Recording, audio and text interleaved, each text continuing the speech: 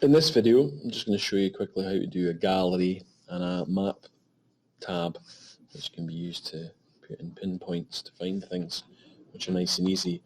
To add a new tab at the bottom, remember, you've got to click on the tabs you want. So if you hit on Gallery tab, again, you can just change its name. So I'm just going to call it Photos, and I already have an image somewhere that I'm going to use later on. Here's one from my gallery of pictures, and I hit Save. Galleries are really easy because all you have here are photos. So you just save, or you've taken lots of photos of certain events or things or classrooms or parts of your school yourself, and you've uploaded them to the computer, and you just hit New Photo, and all you do is you upload and find the pictures that you have already downloaded or uploaded or taken yourself and stuff like that. So let's put a picture in there, and you just hit Save. And literally all you're doing is uploading various pictures that you have, and it's a really easy way of putting lots of nice photos of things that have happened and events that have been on or work you've done straight into your app.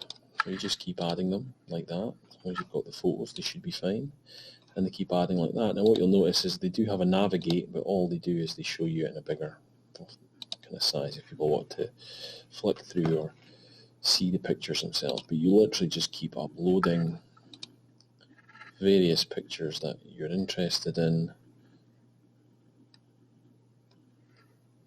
or any kind of thing you think is important you've been up to. So it's a good way of sharing that with other people online. And that's your gallery tab. You can literally just keep adding pictures. You might find the pictures are strange sizes and things like that. You may want to do some editing of pictures and kind of moving around, which is a whole other thing you can play around with in graphics once you've taken them and things like that. So that's a galleries tab. The other option, which we haven't looked at yet, is a map tab. So I'm going to have this map tab. I'm going to call it, let's say, Find Us. So I'm going to try and pinpoint where the school is. Again, giving it an icon for that. I already have a little map icon which I've saved already. You have to keep saving all your pictures, remember. And then it's there. And there we go, we've got a little map point. Now what you'll notice is the map point starts in London. I'm just going to show you that if you click on the map point, the little pin, it gives you more options in a little speech bubble. And I'm just going to delete that one for now. I'll just zoom out of the whole map. I could have edited it, but to add a map point, all you do is you hit map point. Now what you'll notice is it always takes you to the middle of London. You can have a little image, you can have a small image with it if you want to have a little image on there. So I'll try the front of school. The image that's there, you can put what it is, what it shows when the person actually clicks on it the first time. Put Inverness High. You can have a wee description. School. Here, you can actually have them as links. You can have links to other pages, which I'll show you in a minute.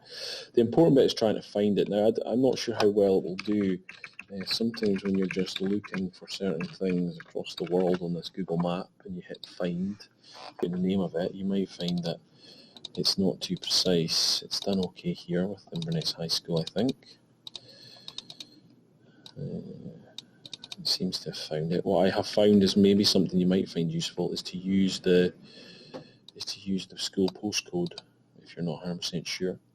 You can also, if you pinpoint it, like if you were doing, like we've done quite a few apps where we've pinpointed things in the town to show where they are and have links to pages about them, you can actually then move it wherever you like if it doesn't come up. But my tip is if it's not specific enough, try putting in the postcode here if you just search that, and then you can actually drag and move the pin once you're wanting it somewhere specific. Now when you hit save, what should happen is it should put a pinpoint on there. And what you have is our school there, and you can edit it. And as I said, you can actually have an action on it. So when they press on it again, it could take them somewhere. So let's again try a web page. And again, you just need the address. So let's try some WordPress. See if we can find the website. And on there, if you wanted to, you just again Control and C once you've highlighted the address. Back inside AppShed, you could just save that there. So you can actually link it to any other page you want. So when people click on it, they'll see that there's a thing there. I don't know why my picture's not showing. Possibly my picture's too big because it's supposed to be quite small. But we try the other one from school, IHS front. Let's see if that actually works. But it hasn't worked. So maybe too big because it's just a small image. But you can add more pinpoints. Like I could try and find other parts. So you would just hit on map point. You would put in the address or the name or the postcode. You can move it around and you could say like the primary schools, or if you're in a primary school, you could put a pin for you and then a pin for your associated secondary school that you go to, and various things like that. But maps can be really, really useful as well.